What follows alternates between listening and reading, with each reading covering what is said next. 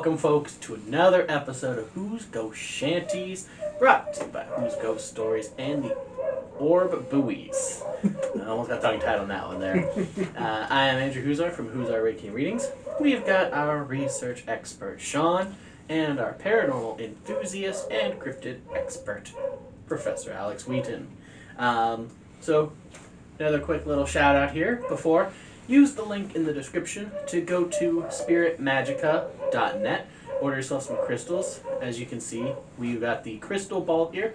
This is from the Fluoride and Amethyst Dream Set. They also sent us some points that we've shown off. A couple little Jack/D20 guys. All amethyst and fluoride. All of them are natural. They are sharp, so be careful. But go order, support us. We'll get a little kickback. Use the coupon, save yourself some money, and you can help send us to some scary places. On today's episode, we are looking at another sinking ship and a ghost ship. However, this one's not on Lake Erie. This one's on Lake Huron. So we are traveling a little north. But this is an interesting one, as all ghost ships and legends are. So I'll go ahead and kick it over to Sean. Dive in. Today we're taking a trip north to Lake Huron.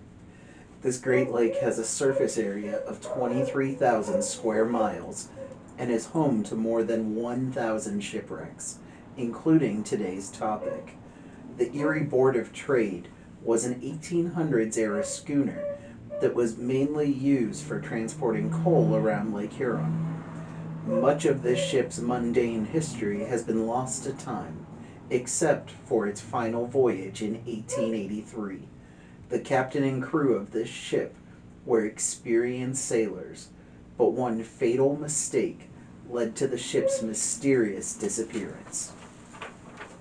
One fateful day in Saginaw Bay, the Erie Board of Trade had to drop anchor just a few days out from Cleveland, Michigan. The winds had died down, so the captain decided to wait it out by ordering the crew to clean and repair the ship. The crew was hard at work when the old captain grabbed a young, fairly new crewman. He ordered the young man to clean the ship's topmasts. The rest of the crew was worried and protested the order, knowing that the boatswain's chair was ragged and unsafe. The captain did not heed their warnings and sent the crewman up to the mast in the dangerous seat. Not long after he reached the top, the rope snapped. The young man fell approximately 150 feet, crashing to the deck below.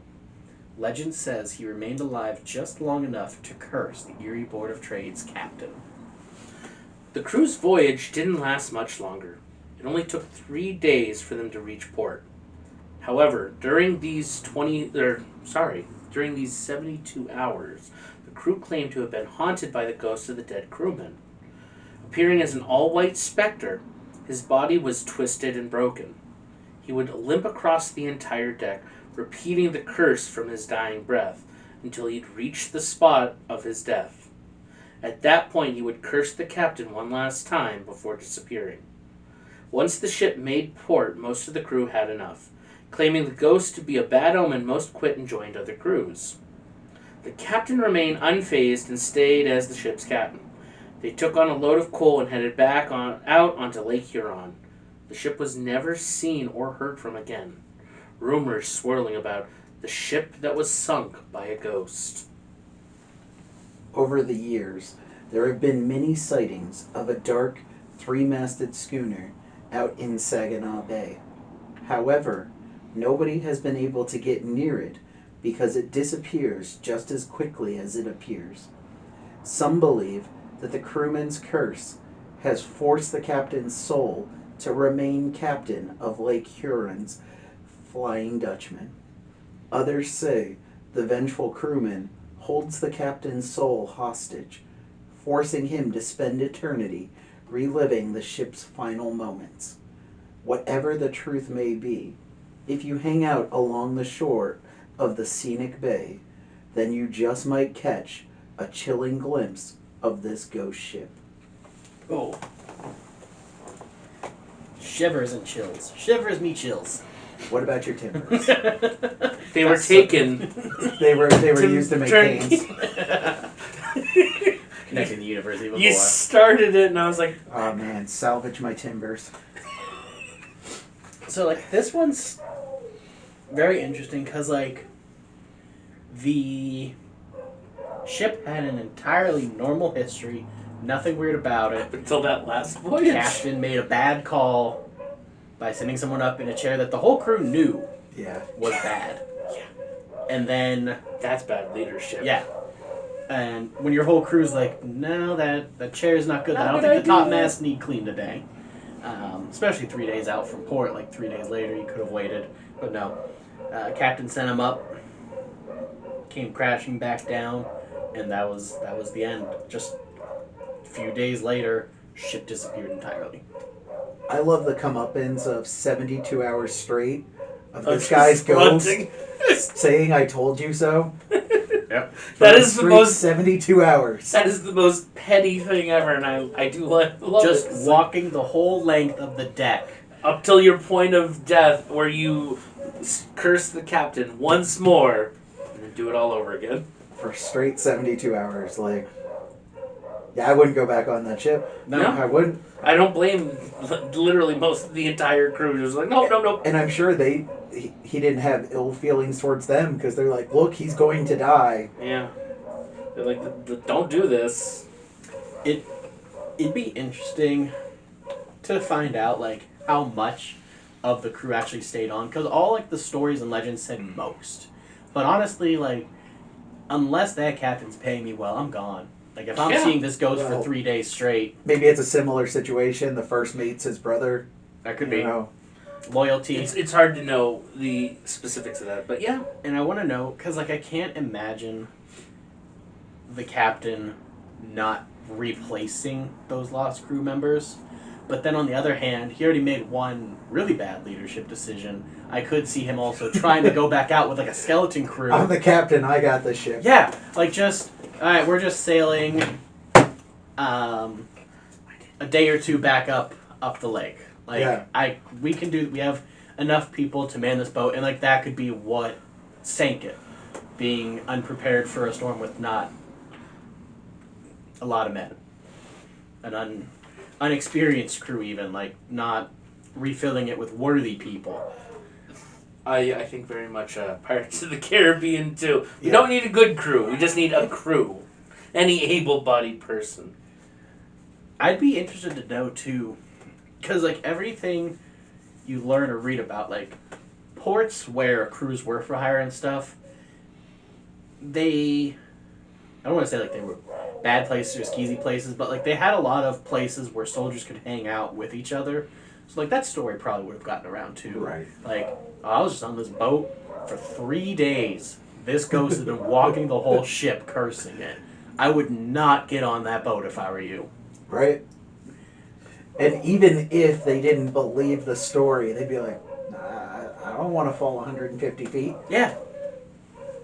Like, clearly one bad decision.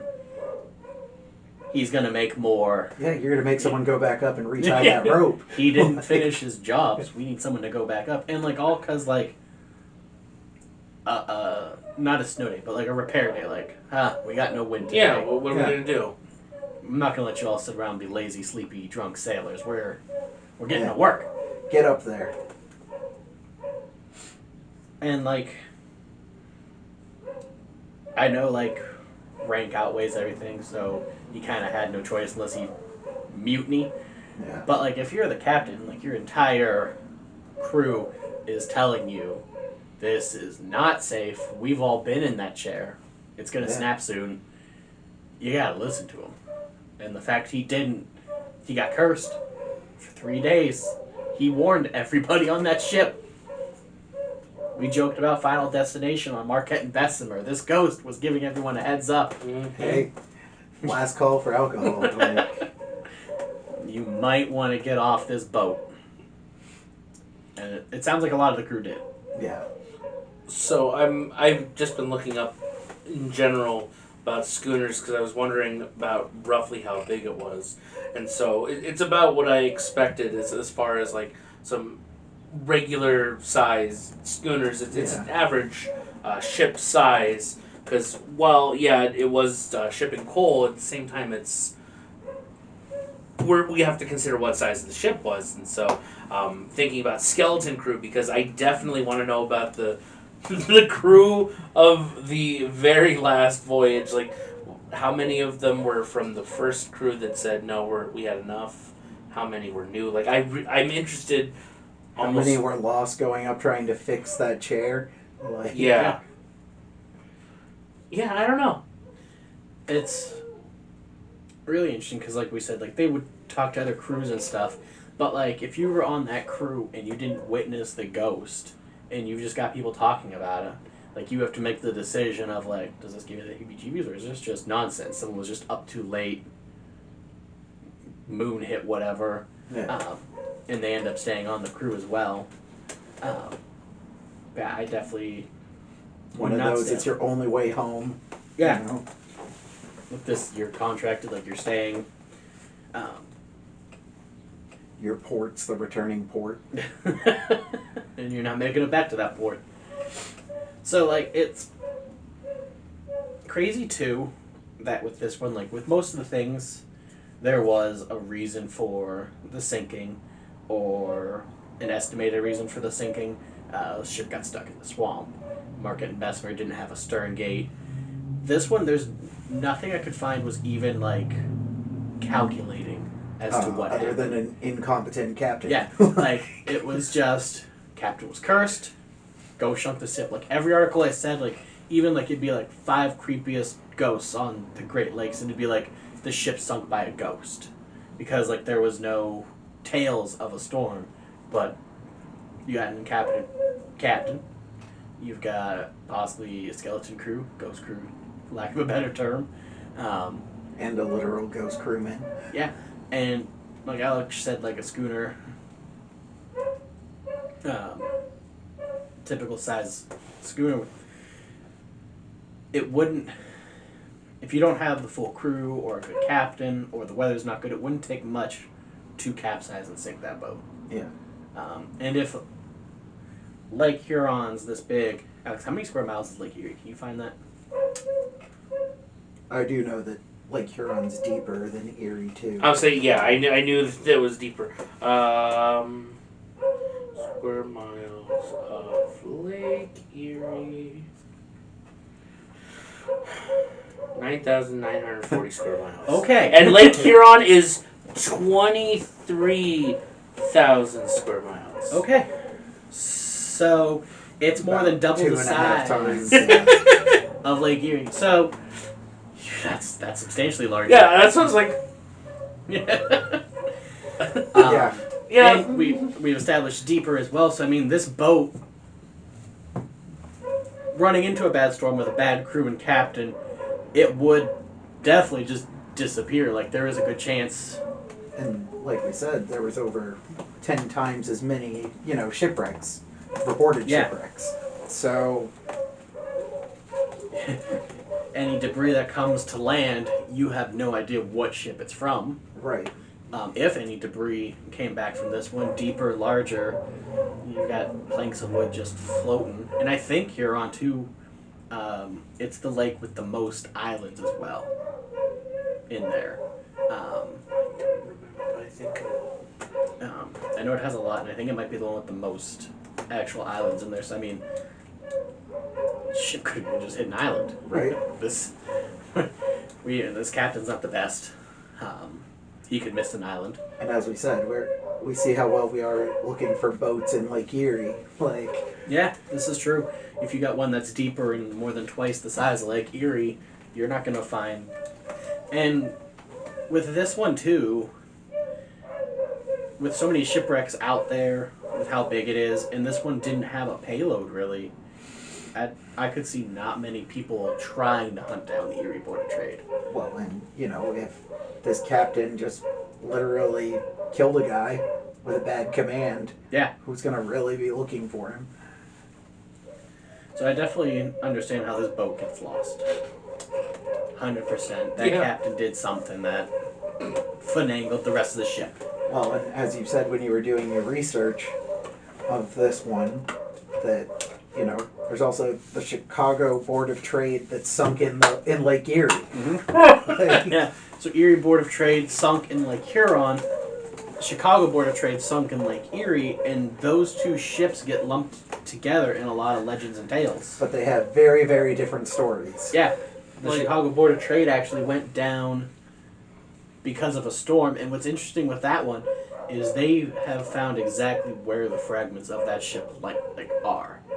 Whereas this one, it's just... The question is, was the Chicago Board of Trade heading towards Cleveland, Ohio? Because the Erie Board of Trade was heading towards Cleveland, Michigan. Which, not gonna lie, I didn't realize there was a Cleveland, Michigan. So when I first read that, I was like, that's wrong. Yeah, I'm like, you can't get to Cleveland from Lake Huron. Well, you can. That's how you end up in a swamp. I was gonna say, it's like how there's a Canton, Michigan, and a Canton, Ohio. And a Canton, PA. I was gonna say, yeah, so I did have to look up Cleveland, Michigan. There's California, PA. Yeah, that one's still my favorite one. You can go to the University of California, Pennsylvania. Or did, the Erie Board of Trade end up sinking in Lake Erie? Now that. He started heading towards Cleveland, Ohio instead of Cleveland, Michigan. So we know that this ghost was already not happy, and I'd put it more on the lines of a vengeful ghost. Oh, yeah.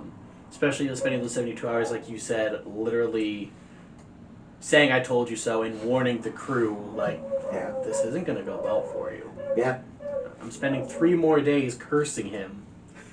I'm going to get mine. Yeah. Regardless of anything else, one thing that we know about humans are we're superstitious. Yeah. And anyone that works in any kind of field, there are superstitions for your field. Sailors are very superstitious. That's true. Even if they didn't see a specter itself, it'd be he did curse the captain. Yeah, this is not good, because there's the ever classic red sky in the morning, sailor's warning, red sky at night, sailor's delight. Captain probably would have had that backwards. Oh, easily. But legitimately keeping that in mind, regardless of if there was a ghost or not, and that may just be part of that padding to the story, legitimately, that crew, most of them are not staying. That is... No, especially when they probably hear the ship just disappear. They're like, yeah, that's a good call. Good call. Yeah, I could definitely see red sky during the day, yay. Red sky at night, you die of fright. Yeah. So going off this ghost not happy, what do you think the ghost ship would be? Because I definitely think I don't want to say under his control, but that would almost be his doing. Do you think it would be he's forcing him to be their Flying Dutchman, or do you think it would be more for the rest of eternity, you're gonna go through this disappearance over and over? It might be the English teacher in me that likes parallels to the myth of Sisyphus pushing the boulder up the hill just to roll down at the end, or Prometheus being cursed to have a falcon or eagle, or depending on which version you read, some bird of prey eating his liver every day and it grows back. I imagine realistically, and I think it's because it's a better story, that it's not that he's the Flying Dutchman of Lake Huron help guiding people. No, I think it's just you screwed up so bad, you are doomed for all eternity. You do not get rest. You have to go through that last sail every single time. I like to think that he forces him to go up and fixes the chair. Oh, yes. His bed goes through it. Then it snaps. Makes him live, his last moments. I also like to think that it is a Flying Dutchman and he finally got that fixed. And he's the captain now. Part of the ship, part of the crew. Because I did find that interesting that those were the two main theories as to why the ghost ship's there, and I would definitely subscribe to either one, but I would lean towards that's his punishment for the captain, your negligence got me killed, Day. Mm-hmm. And now this is your eternity. You don't get to go to heaven or hell. You're stuck on Lake Huron on this boat. Wouldn't that be some sort of karmic justice where something happened to the top mast and nobody would go up there, so the captain went up and it snapped on him, but the whole mast went down, and that's what capsized the ship? Yes. because he had a skeleton crew, he couldn't get anyone to go up. He's like, fine, I'll do it myself. Or he sends... I'll show you how safe this is. Gets his first mate, gets the one most loyal guy, his first mate, his brother or whatever, to go up there and do it, and the whole mess comes right down. Lands on him. Yeah. And like that just sinks it. Like that would be some Timber. crazy. Because we can literally romanticize and theorize how this ship went down because it's not said at all. But obviously, our agreement with the captain would definitely 100% lead to that. Yeah, there's no middle ground on this one. No. And I think that's what we want. We want the karmic justice.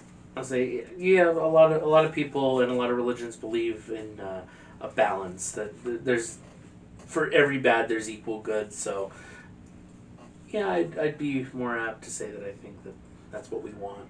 Hopefully he paid that crew before leaving again. But I could also see him being like, no, I'm not paying you. You're quitting on me. You quit halfway through our journey. You get half of your pay. I just hope he wasn't a French nobleman.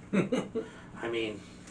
Well, we don't know what time period that captain of that other boat happened. He could have been made the captain of another boat. Ooh, just stayed up here. What if it was a Spanish schooner? I mean, he already has a familiarity with a schooner, so... Yeah. It's not really... what was the other type of ship that was the Spanish one? Galleon. Yeah, it was actually a schooner. Just repurposed it, made it look like a galleon. Pymatuning had never had a boat in their swamp, so they're like, yeah, galleon, big ship, big boat. That's all we need to know. 3-mast schooner 2. If you don't know your ships, you would possibly confuse that for something else too. Yeah. Santa Maria. Alright, so Sean, if you're on this crew as it's being haunted for 3 days by this ghost, once you reach that port, what would you do? Oh, I'd never go on a boat again. I don't even know if I would, use a rope again for the rest of my life. I would definitely have a deep-seated fear of heights. I would definitely avoid ever going higher than 3 feet off the ground. The phrase I told you so would become a trigger for the rest of your life. Yeah, I would probably never go on a boat again. Have a deep-seated hate for captains, even if they were the captain of your curling team. I don't trust a single captain. No, scarred for life. You see Joe falling 150 feet. Just write down his last words. Your curse, or this ship will go down. And then for 72 straight hours, it's just that on repeat. Him walking across, telling everybody. Maybe that's why he was walking across the deck, because he was telling all the crew members, hey, the ship's going down. Ship's going down. You might want to get off this boat. The ship's going down. I have seen the future. I am bringing the ship to the ground. I have seen some ship. He gets to I have seen some ship. He gets to the spot if he died and he just looks at everyone last time. Ship's going down. And the next time it leaves a port. So he gave those people time to get off the boat. I like to think that as he's making his way across, shambling, he's just screaming. Like Bobcat Goldthwait kind of, rants. About bringing down the ship. Hold on. Please tell me there's Or one. Charlie Day. Oh, look at that. Saginaw Bay water monster. I was looking for, hopefully they had one. When it wants to load. They stole Bessie. I mean... Yeah. Just saying. Did the ghost of the sailor bring out the water monster to take down the boat? Like the Kraken? Oh, totally brought out Saggy. That's its name is Saggy. Saggy. Well, not the best name, I guess. But I guess it's not an Essie. I like that. I like to think that the ghost was riding Saggy. There's our answer. See, that's why I was like, it's bothering me. I'm pretty sure there is actually a Saginaw Bay lake monster, because I remember from my weird obsession with cryptozoology, I'm like, I know this, not for this story. Saggy. Saggy. It's always the one that I'm like, ooh, why did we do That's that? who Bessie was wrestling with. Oh! You know, now that you bring up Saggy, I am surprised that somehow Saggy did not get attached to this legend. Because you've got a ship that nobody knows how it went down. And you have a lake monster. Was never seen again. You've got this ghost sailor. Like, you could easily just... Saggy took it out. Or they have a storm hag that stays away from the shore. One that can actually do a whirlpool. Now, it is interesting nothing else has gotten in there. But I could also see, like, from the crewmen that were on that boat and watched him die, attributing it to his ghost. Oh, 100%. Saying he sunk that ship. He told us he was going to sink that ship. He was always a man of his word. He sunk that ship. I mean, it was our first time meeting him, but I'm sure he was a man of his word. This is another one of those that's just fascinating, and the legend's so cool. Alex, any final thoughts or words on our non-saggy, possible saggy sunken ship? They should have picked a better name. About this in particular, I want to reiterate Sean's point of if I was part of that crew, I'm gone. Never getting on a ship again. Nope. Like, I will stick to landlocked only. So it's definitely a terrible thing and a terrifying thing. So, you know, it would be, I will admit, it would be fun to actually go and visit this area and just kind of be like, oh, look, this is where this happened, and to kind of like be able to look at that. But other than that, That'd be our luck, though. We'd go to look for this ship and we'd find Saggy instead. Bessie. Instead of whale watching, we go ghost ship watching, and we keep finding lake monsters. It's just Saggy every time. Saggy. Saggy again. 1,000 shipwrecks, and we keep finding Saggy. You want to ghost ship? How about you, Sean? No, it's a very interesting tale, and I am certain. I know that they didn't have much film or video or anything like that, but I like to think that there was a workplace safety video, at least a play done, so that don't send him up unless it's tied off properly. Oh, easily. With a dummy falling. I like to think that this was the first workplace safety skit. Yes. If you don't follow these safety guidelines, you will be cursed. Those crew members totally would set that up on their next ships. Look, we got to tell you about something that happened. And then they would have another person dressed as the ghost walking across the deck. Like, I'm never going on the boatswain chair. Just remember the slips, trips, and falls. No, Which, most of those are also knots, aren't they? You're allowed to be naughty on the ship. Yes. I love it. And, like, what's kind of cool about this, too, that makes it even better, is, like, it doesn't have the extra romanticizing or padding thrown on it like other legends do. It's pretty straightforward as far as legend's concerned. Like, it didn't... Like, it would be easy to pad it out extra. Like, there's no description of how the ship went down. It's just, that ship's gone. Yeah. It's gone for good. So, I like this legend a lot. I think it's cool. It would be cool to find more legends like this on the lake, so we'll have to do some searching for another nautical themed series. But I think that does it for this episode. For the next one, we will have our first travel special as we're focusing on Misery Bay and Graveyard Pond. So come back next week as we do a little investigating ourselves. Thanks, guys. Stay in the light.